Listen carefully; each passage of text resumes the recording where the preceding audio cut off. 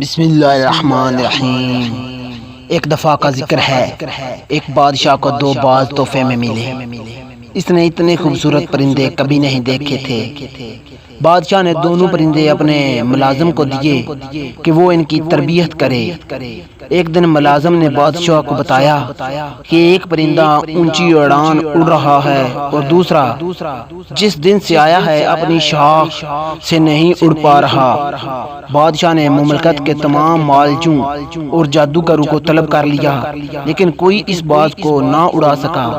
بادشاہ نے اپنے مشیروں کے سامنے یہ مسئلہ رکھا۔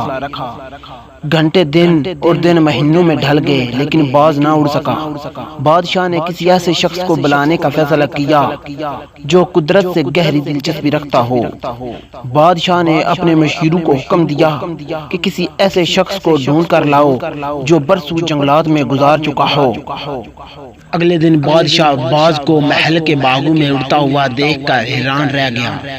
بادشاہ نے اس شخص کو طلب کیا جس نے باز کو اڑایا تھا۔ اس شخص کو بادشاہ کے سامنے پیش کیا گیا۔ بادشاہ نے پوچھا، تم نے باز کو کیسے اڑایا ہے؟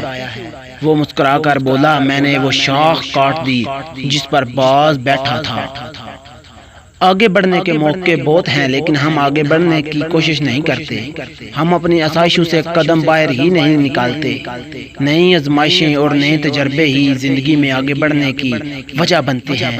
آزمائشوں کا مقابلہ کریں، یہی کامیابی کا واحد راستہ ہے۔